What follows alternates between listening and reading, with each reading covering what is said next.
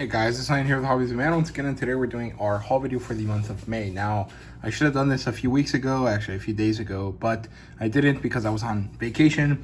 And during that vacation, I ended up getting quite a few books that I wanted to talk about. I knew I would be getting them. So that's why I waited, even though I probably shouldn't have, because it annoys me that my haul video for May didn't come out on the 30th of May, which is when it should have come out, right? So let's try to move through this quickly because there's a lot of stuff. May was Free Comic Book Day month, and also I ended up getting a lot of stuff from Mexico. So I will be dividing this into American stuff at the beginning and then Mexican stuff at the end. And I think that we're gonna start with the Free Comic Book Day things. So here is all of the Free Comic Book Day comics that I ended up getting. I actually ended up getting a few copies of some of these, more than one, because I went to one store, and that store, it's called Madness, just pulls out everything on their table and then just lets you grab whatever you want, right? And then I went to my actual store, which is Comic Asylum, and at Comic Asylum, they had a few of these books for me. And so I ended up getting two of them. And in some cases, and it almost kind of makes me feel bad, like maybe someone else could have enjoyed these, but at the same time, I don't think that that's that big of a problem, because it's not necessarily true, right? I don't know that for sure. So anyway, but here is the stack of Free Comic Book Day stuff. So here we have Gundam Wing, Mobile Suit Gundam 30th Anniversary for Gundam Wing, issue 1 by Tamashii Nations. This is a Free Comic Book Day book, and this is not really all that great. I don't think that this is a good comic book.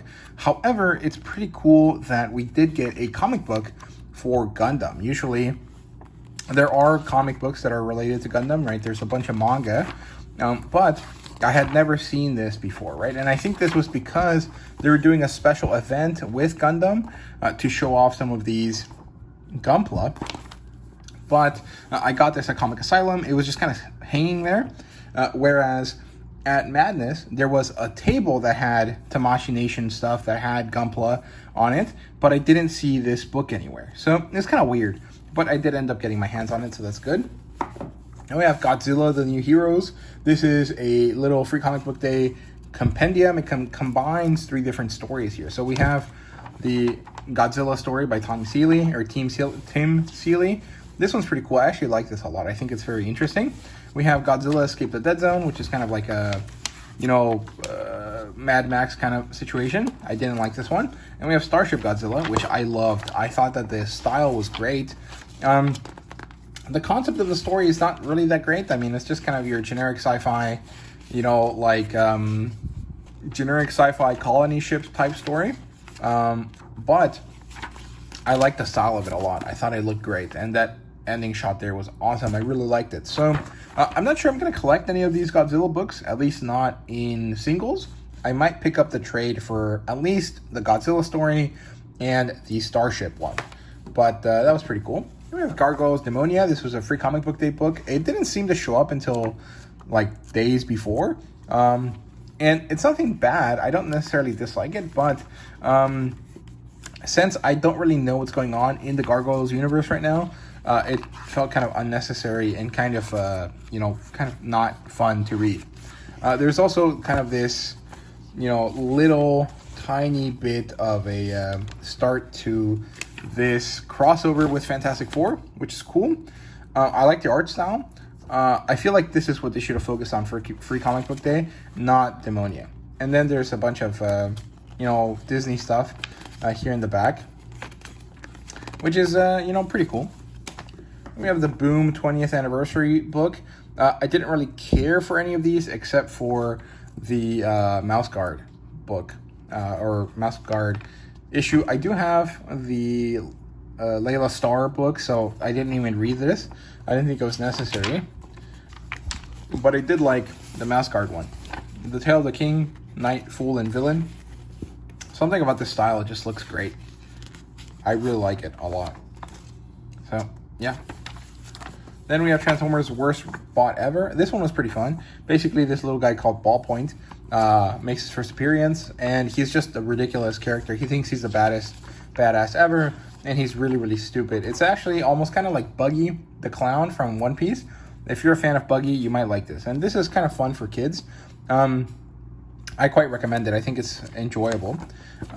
So I probably won't pick this book up when it comes out, but if it does come out, because I don't know if this is a one-off story or not, but I did like it. We have Isaac, and it has a Tower Dungeon in the back. So I own Isaac in Spanish, at least a few of the volumes, and I'm very excited for this omnibus edition that we're going to get here in English. And I picked this up because I like having manga in this massive, oversized style. I just love how it looks. As for Tower Dungeon, it's pretty cool. I don't really like Tsutomu Nihe's work. I think that it's very cool architecturally, but very bad in terms of storytelling and in terms of art, like the way that people look, because he was an architect before. So it's kind of understandable that he's good at architecture and kind of setting the scene or setting the tone with this expansive stuff that he likes to draw. And it's understandable that he's also bad at the writing side and the faces and stuff, right? So, I don't know. It's just not for me. But I do kind of want to check this out. This feels like it might be good, even with my hesitancy for Tsutomu Nihe's work. So, I don't know. Y'all let me know down in the comments if it's true or not. We have Snow Monkey. Nothing special here. I didn't like any of these, so I'm not even going to bother. Same thing with this one. Street Fighter versus Trivial School or Rival School. I guess it's Rival School. Nothing special. I like the cover here with Chun-Li like that, but not very good. I Hate Fairyland, Once Upon a Time by Scotty Young and Friends. This was great. It's a very good way to get you caught up with I Hate Fairyland. You could honestly start reading I Hate Fairyland after this, straight from where the newest issue is, and it would not be that difficult to deal with. That's number 41, with Loftman, who is someone I follow online, and his ability to draw is quite good. I actually like it a lot. And it's pretty good. I really enjoyed this. You know, I don't necessarily think I would like to read I Hate Fairyland. It might be the one Scotty Young book I'm not going to check out, even though it's kind of like his book.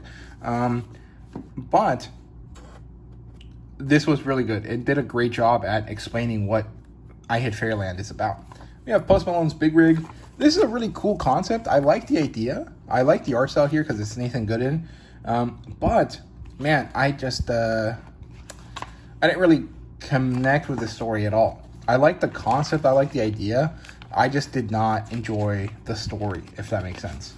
But the art style has been phenomenal. I love Nathan Gooden's work. I really want him to come back and draw more stuff for Barbaric. If for whatever reason that kind of story just kind of disappeared for a bit, I think it's because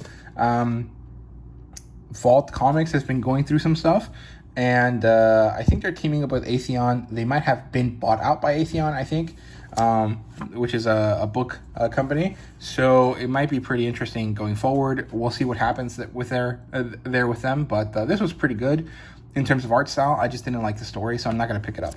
We have the Phantom, and actually I really like the style, the aesthetic. This felt kind of very similar to the Tarzan book that came out a few years ago through, I think it was Dynamite with Benito Gallego. Very cool, looks great, very interesting style, very pulpy, but I was just not in the mood for this story when I was reading it, and so I feel disappointed by it. But it was great. Looking back on it, that was all me. I think I'll have to reread this again, and I think I'll like it much better this time. But it was a great introduction to the Phantom again, so if you guys like that, you might want to pick up some of the other stuff that's related here, like the Flash Gordon book. And I guess there is going to be a #1 book for the Phantom coming out here soon as well. We have Archie's Comic Spectacular. Nothing too special here. I liked it. I just enjoy picking up Archie every once in a while, but I'm not a huge fan of it. We have the Energon Universe. This was great. I love the wraparound cover for sure. But the story inside, although it was quite good with Hound and stuff, I can't remember too much about it, to be honest with you, at this point. But it was pretty good. I do remember liking it. So, yeah, that's all there really is to say there. This was bad. I didn't enjoy it. I love this cover, though. It looks great. This is quite fun. Unexpectedly so, but I don't know. It was just ridiculous. I'm not going to pick this up, though. I think I might start, to slow down on the Thundercats stuff. I think it's been a lot. This is a bad showing from Power Rangers, to be honest with you. It was pretty disappointing. I didn't like it. Star Wars was fine. Nothing too special, nothing too bad, just kind of normal. It is what it is. Nothing bad about it. Just not really my cup of tea either. But I think that's just kind of normal for Star Wars at this point. This Fantastic Four book was pretty good. I liked it a lot. I think that Ramos' style here looks really great. I quite like the way he draws, what's her name, Sue. So we'll see how this goes. This is just kind of showing off for a relaunch. And I liked the story. I thought it was cute. And then this giant-sized X-Men was pretty good as well. I'm not a huge X-Men reader, so I'm not really going to read any of this. But, I didn't dislike it. So there you go. We have the Amazing Spider-Man and Ultimate Universe one. I did not like the Amazing Spider-Man stuff. I don't like how it looks that much, to be honest with you. And I was not really interested in the Ultimate stuff either because it's about Miles Morales. And I understand the concept of it, like the way that he connects. I just don't think I really care too much about the broader Ultimate Universe stuff beyond Spider-Man. So, yeah, then we have the All-In 2025 Special Edition with Superman Unlimited. Not much to say here. The Superman Unlimited stuff was all right. I didn't really like it. I think the art style is not really my taste. But the All-In special was fine. I just don't know who was supposed to be in it. Like, who the main narrator or character was. I guess it's supposed to be Martian Manhunter. But I'm not sure if that's true. So, we'll see. Then we have Conan, Scourge of the Serpent. And this is great. Ivan Gil does a great job with the art here. I am pretty sure he is Spanish. So, I will be saying it Ivan Gil. Even though, Ivan Gil might be a better pronunciation for English. This ties into some other stories in the original canon, and I like how this happens here. This is probably my favorite part of the book. This would be a really cool poster. I liked it. I thought it was cool. This ending here was great, and of course the extra stuff here in the back through Chef Shanks is also quite good. This is not necessarily the most exciting thing ever. Like, it was a pretty basic story, of Conan meeting this little guy who's poor, who used to be rich. And, the guy getting Conan to help him steal some stuff. Not super exciting, but it was so well done. Like, Ivan Gil's art style is phenomenal. I really, really liked it. And I can't wait to see where we go from there. So that was it for the free comic book day stuff. From there, let's move on to normal comic books. And then let's get into manga and stuff. And then we'll go to the Mexican stuff. So I'm not going to go through this too quickly, or as slowly as I did with the free comic book stuff. I'm just going to go through this quite quickly. Here's Ultimate Spider-Man number 16. Enjoyable. Very cool. I like the interlude vibe of this. Thundercats 15. Not too bad. I like the covers a lot in Thundercats. I think that the story has been hit or miss every issue, and it's kind of weird. Now, Spider-Man versus Godzilla, this was bad. Well, it wasn't bad. It was fine. But there was a lot of editorial vibe or editorial sarcasm that was visible, and I did not like that. I thought it was bad. We have Witchblade number 10, really enjoyable. I like this one a lot. Thundercats 14, not bad, not amazing. Godzilla vs. Hulk, not really my favorite, although there was some cool stuff here that I liked. I just don't necessarily think that the way that the story was told was for me, and so that means that basically none of the Marvel vs. Godzilla books have really worked for me. The Spider-Man one is probably the best, which is kind of saying something because I didn't really like the style or the tone in it, so I don't know. Maybe I should stop collecting them, or maybe I should just continue. I think I'm going to continue just because I don't want to leave a set half finished, so we'll push through. And we have Marvel Rivals. This is really fun. I actually really liked it, and the way that the concept of the video game is explained through here is quite good. I liked it. We have Absolute Superman number 7. Great, really enjoyable stuff. This was the story of Brainiac, and it's pretty freaking crazy. I quite liked it. We have Batman, Superman World's Finest Annual. Not bad. I honestly can't remember too much about this. I think all of these characters show up at the end, and it turns out that they're doing something with Gorilla Grodd, I think. Here you have Lilith. This is basically Vampirella and Aaron Solstice from The Wandering Inn meeting together, and Vampirella trying to get, Aaron Solstice to do something for her, and Aaron being too stupid to kind of figure it out. That's not really what it is, but that's kind of the easiest way I can think of it in my head. We have Justice League Unlimited, We Are Yesterday, pretty good stuff. The We Are Yesterday concept is pretty good.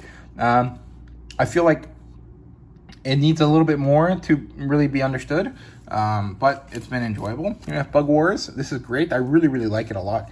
And this cover here with Joe Kubert has been pretty nice as well. Wonder Woman number 20. This might be the first Wonder Woman issue I didn't quite like. I didn't dislike it. I just... Gillet March is kind of hit or miss for me. And I don't necessarily understand the point of these detective stories in Wonder Woman. Like, that doesn't really feel like her vibe. So it is what it is. I also felt a little bit too much about Batman, not enough about Wonder Woman, so there's that. We have Rogue Sun 26, pretty enjoyable. But you kind of have to be caught up with Radiant Black a little bit to understand, and I wasn't, so it wasn't quite right. And then we have World's Finest, We Are Yesterday Part 1. And this is when they introduced Grodd as part of the main plot line. Then we have Herculoids 2. Honestly, I've mostly been getting this for the covers. The inside is good, it's enjoyable, it's cartoony. But I feel like it hasn't really gone anywhere yet. And that's not particularly great, in my opinion, right? Then we have Savage Sword of Conan, number 8. This is probably the best Savage Sword of Conan issue we've gotten overall. It was amazing. And it was great. I was really happy with it. I was like, okay, finally, we got an amazing magazine. And then Heavy Metal dropped, and this is even better. This was so great. I'm going to do a full review for this, but this has been so enjoyable. I read through this slowly over a couple days, and it was some of the best reading I've done. And, not every story was my favorite. Not everything was amazing in my case or to my taste. But the fact that this exists, the fact that this has so much variety and so much interest, and just the curation of it, like the fact that this is so well put together is amazing. Like, this is what I wanted when I picked up Penthouse Comics, right? And Penthouse Comics didn't deliver, and it did a pretty poor job at picking all of its stories. And this did amazing, and it was so good. And, maybe not everything was my favorite, but I really enjoyed myself reading through this. So I'm going to do a full review for this. I might have to reread this again because it's been a few weeks since I did, but it was so great. If you guys have not picked up a copy of this, I recommend you do. It's phenomenal. You will not regret it. And it's also not necessarily cheap, but it is pretty affordable. It's $15 for a proper 200-page magazine, and that's really good. Like, that's really enjoyable with how much variety you get. You get essays, you get, prose, you get a bunch of different comic books. It's quite enjoyable. It's quite worth it. I did like it a lot. I'm very happy about it. I recommend you guys check this out. So that's it for the comic books. Let's look at the one book I bought this month. It's Lloyd Alexander's The Chronicles of Prydia, Book 1, The Book of 3. This is a kid's book. It's one that I've heard a lot about. A lot of people seem to think it's amazing.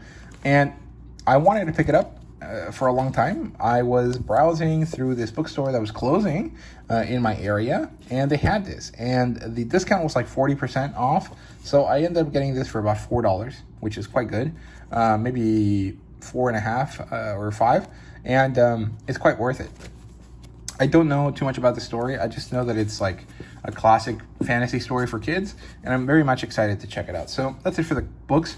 Let's move on to manga and manga related stuff. So there was a sale, and I can't remember if it was in May or in April, but it was on J Novel Club, and it was for a bunch of different series, but the one that I cared about was Der Werewolf, The Annals of Fight. So I got books 1, 2, 3, 4, and that's it.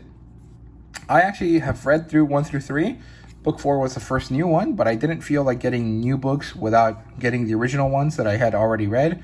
So that's why I maybe wasted a little bit of money there, but I'm very excited about this. I quite like this. I think that there is a switch in the story at some point because the art style changes around here, right, after volume 12. Then it finishes on volume 16. So I don't know what's going on here, but I did pick up the first 4 volumes, and hopefully I read through this again. I really, really enjoy it. So there you go. That's it for the digital stuff. In terms of physicals, I got My Dress Up Darling, number 13, which I'm pretty far behind on, actually. I know that this story ended, and I've just been collecting it without reading it for a while, so I gotta get back to it. But I just have really not had the feel for it in the last couple months, so I'm just letting it kind of collect a little bit, and then I'll come back to it. I do love the series a lot. I just haven't felt like reading it in a while. Then we have Delicious Dungeon number 6. This is $15. I have the first 5. I didn't really love them, but I did love the anime, and this covers kind of the last bit of the anime here. Actually, not quite the last bit of the anime, but near the last bit of the anime. And I'm collecting it again, or continuing to collect it, because I want to finish collecting the whole thing since I loved the anime, right? So I got those 2 from Free Comic Book Day at Madness. I got those 2 books and then something else, and I got them all for less than cover price. I can't remember quite how much. I think all 3 things that I bought were $15. It was buy 2, get 1. So I paid about $10 for these books, which is quite nice. You know, it's a pretty hefty discount, more than 30% off. So that's great. And then I've got Iruma-kun. So I got this one from Walmart. I think it was about $10, which is quite good. And then I got this one for about $7 from that bookstore that I was telling you about that got closed. Or is closing down. I think it's still available or still, you know, around for another couple weeks. So I need book 5, but book 5 was not on sale on Walmart, or it wasn't available at the store. So I'm just gonna have to pick it up later. But it's not an issue for me because I know that I'm gonna like this. I've read through the first 3. This is the next one I have to read. I need to slot in the next one, and then I'll have 2 more books to read. And I think I'll stick to Iruma-kun at 6 books for now. Once I finish reading through the 6th book, I'll decide if I want to collect more. I think I do. I really enjoy the first 3 books, so we'll see. But this is it for the stuff that I bought before I went to Mexico. At this point, let me take a quick break and reset, give this whole space kind of a bit of a cleanup so I don't have all of this junk here. And then we'll come back to the rest of the stuff that I bought in May. So I'll see you guys in just a sec. Okay, we're back for the Mexican stuff. So the last thing I bought on my trip, but actually the first thing I'll go show you, is actually this poster. It's a Dan to Dan poster. It cost me 30 pesos, which is less than $1.50. I'm pretty sure it's not a licensed thing. It was just kind of something sold randomly on the street, but it looks really great. And here is the image now.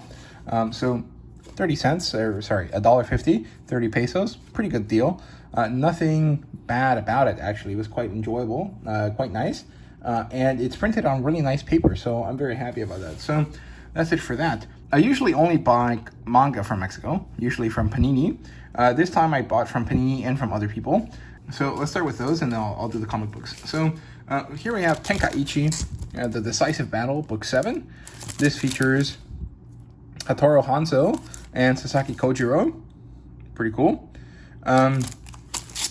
This is basically the same as Record of Ragnarok. It's kind of like Record of Ragnarok, but only Japanese historical figures.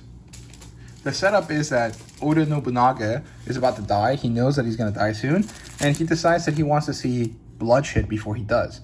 And so he creates this tournament, the Tenkaichi, right, in order to decide who's going to become his successor. So all of the greatest historical figures from Japan show up.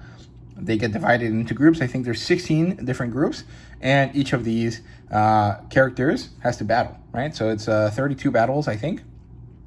It's 16 battles with 32 people, and they're fighting over who gets to own Japan, right? So there you go. Here's number 9. That's Yusuke. And we have Yusuke and Togo Shigekata. So I don't know who all of these characters are, and the translation for their names might be incorrect because Mexico might use a different version or a different translation than the US might do. So it's kind of interesting how that happens. But that's kind of the first stuff that I bought. Then we have Witch's War, number 4. This is basically female Record of Ragnarok. It's done by the guy that did, what's it called? Kakegurui, with an artist that's different. This is Cleopatra versus Himiko. And that's Cleopatra right there. Very cool. I have the first 3 books. I've only read the first one, but I know I'll like these because these types of stories are pretty enjoyable. Then we have Reservant. This is kind of like Berserk, I guess, sort of. Not really, but it's kind of the closest thing I can think of. So we'll stick with that. I enjoyed the first book, and these, covers have been pretty enjoyable, and I think that I'll like the story, so I decided to go all in and buy them. And I'm excited about this, so hopefully they're quite good. So that's it for the normal size manga. Actually, these are seinen sized, so they're small, but they're bigger than usual. They're about the same size as a 7 Seas book. Here we have the oversized ones. These are kind of like the, Viz Sig equivalent, although they're actually not that big, because these are Slam Dunk. These are Takiko Inoue kind of special collection books. So here's number 8, and here's number 9. This is the only ones I could find. Actually, I could find all the way to 20, but they didn't have 10. So I didn't feel like picking it up. There is some slight yellowing on these. You can see the color is off between the two of them. I think 8 is yellowed, or wasted. And that's because I bought these in Oaxaca, which is a different part of Mexico than where I was visiting, because I was actually in Mexico City most of the time. But we were in Oaxaca. We found a Panini store, and they had a bunch of books. And sadly, Slam Dunk was on the side of the window that gets sunlight directly into it through most of the day. And so this is why there was this yellowing. The yellowing wasn't so bad that it made it impossible for me to want to pick this up, and it's only on the spine, so I don't care too much. I went along with it. And hopefully the inside, it's not damaged. It won't be. So I don't mind too much. I do dislike the fact that they use these weird paper bags or plastic bags. They're kind of similar to bags and boards from comic books. But I don't know why Mexico thinks that this is valuable. It makes your collection look bad on the shelf, and it's actually kind of annoying. It's just crinkly, and it's not good, especially when they don't fit the books properly. So I don't know why they do this. Then I picked up Leviathan. Now, I know Leviathan's available in English, and it might actually have been easier for me to read in English than in Spanish. It's available through Kana, I think, but when I picked one of those volumes up at a store, I didn't like the texture. I felt like it was not expensive feeling enough for $15. And this, I think, is exactly the same as those Kana books. I think that they're quite literally the same printing and everything, but in this case, I paid less than $10. That's $1.89. The current exchange rate is $1 to 19.5 pesos. So this is slightly less than $10. And for slightly less than $10, I'm willing to have less than perfect feeling, manga. I have not opened these yet, so I don't really know if they feel worse or better or about the same as the American ones. But it was, savings for sure. So I'm quite happy with that. I bought all 3 just because I think I'm going to like the story. And I didn't see any point in me buying one and then waiting around for months to get the next one. So here we go. That's all 3 of them. And this is spelled Leviathan instead of Leviathan with a TH, because that's how it's said in Spanish. And I think I'm going to really like this. So I'm excited about that. So that's it for the manga. Let me push these back here. As you can see, the Leviathan ones are slightly bigger than the Slam Dunk. So the first thing that I bought comic book wise is this thing called The Coalition. This is by Scott Lobdell and with a bunch of Hispanic artists inside. I thought it was a full comic book. It's not. It's more like a, what's the word? A showcase of some of the stuff that is being worked on. This kind of idea of the Coalition. I'll do a proper review for this at some point because I haven't read it yet, but it looks pretty interesting. I quite liked it, and I thought that this cover looked great. There is a different cover that was also available, but I didn't feel like picking it up. If I don't know the series, there's no point in me getting a variant cover for it, and also I don't like variant covers that much anyway, so I thought it was better not to. Moving on from that, let's look at other comic books that I bought. So Panini is a Italian company, and they have connections with Italian comic book artists, or fumetti artists is what you would call them, I guess, because fumetti is the Italian version of comics. And one of the great fumetti or fumetta or fumetto, I think is actually how you say it, companies of Italy is this company called Sergio Bonelli Editore, right? And so Sergio Bonelli Editore is the, you know, company that's in charge of characters like Dragonero, like Zagor, like Nathan Never, like Dylan Dog. And at some point in the 2020s era, there was some crossovers between these characters from Sergio Bonelli Editore and DC. And I picked up a few of those. So I got Flash and Zagor, which I think is really cool. This is called the Hatchet and the Lightning Bolt, or the Axe and the Lightning Bolt. That looks like a hatchet to me, so that's what I go with. But in Spanish, the two words are basically the same, so it's not a big deal. And this was 323 pesos, which is about $18 or $19, something like that. And it's a nice hardcover. It's a bit oversized. It's a bit wider than usual, and it's quite nice. It looks quite good. It has a nice, hardcover to it. And I'm excited about this. I don't know what the art looks like at all, but it's a lot of Italian artists, as you guys can see. So I'm sure it'll be quite nice. Maybe not my favorite, but it'll be enjoyable. And here we have Nathan Never and the Justice League. Again, a bunch of Italian creators here. This is quite good. This is 259 pesos, which is about $16, $17, something like that.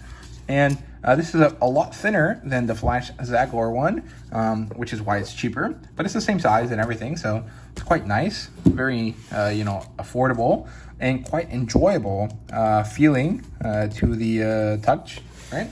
And then the last one here, it's not actually a DC and Sergio Bonelli kind of thing. This is a separate one. This is Dragonero and Conan the Barbarian. And this is the Gems of Aquilonia. I think it has a different name in English, actually.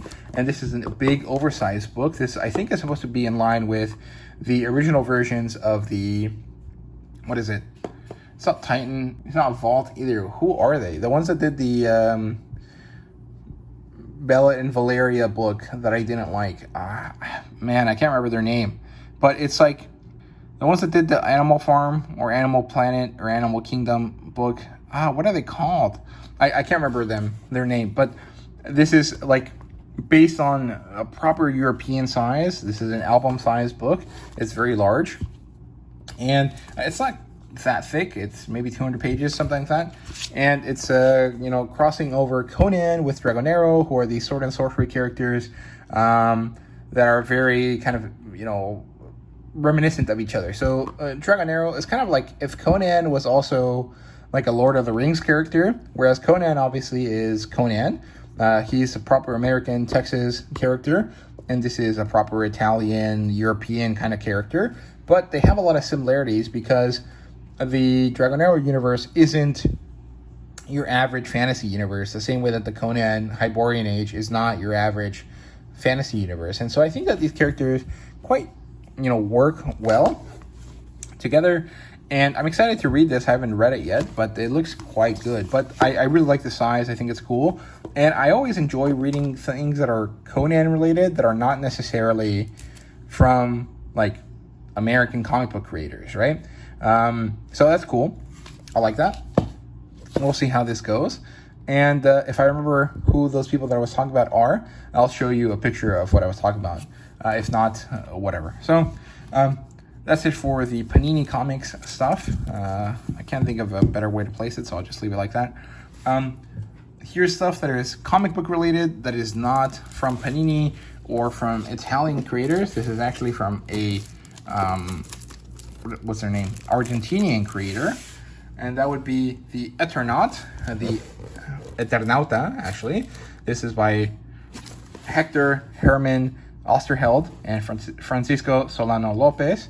I said that weird. This is published by Planeta Comics, who is a publisher from Spain, and this is the Spanish edition of the Eternauta. I don't know if this is actually translated to Mexican Spanish.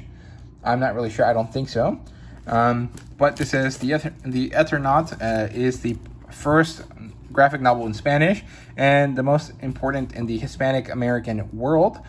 This art piece covers science fiction. It was published originally in Argentina as a series of 106 different strips from 1957 to 1959 in the magazine 0 Hour Weekly.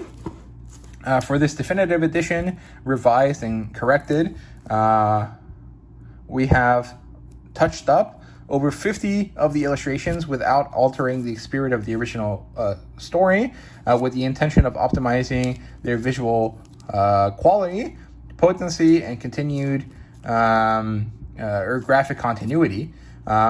It's very vital to, with its narrative vitality, its vigor of politics, and its heavy iconographic value. We are excited to present this